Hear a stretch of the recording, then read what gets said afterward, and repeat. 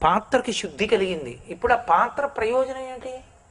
అది పాయసం పోస్తే ఏమీ లేకపోతే మళ్ళీ కిలింపడుతుంది. అది చిత్తశుద్ధి కలగడానికి మాత్రమే ఇష్టాపూర్తములు. అదే పనిగా ఇష్టాపూర్తాల్ని చేసుకుంటూ వెళ్ళిపోయిన వాడు తరించలేడు, కుదరదు. తరించడం దేనివల్ల జరుగుతుందో తెలుసా? ధ్యానము చేత.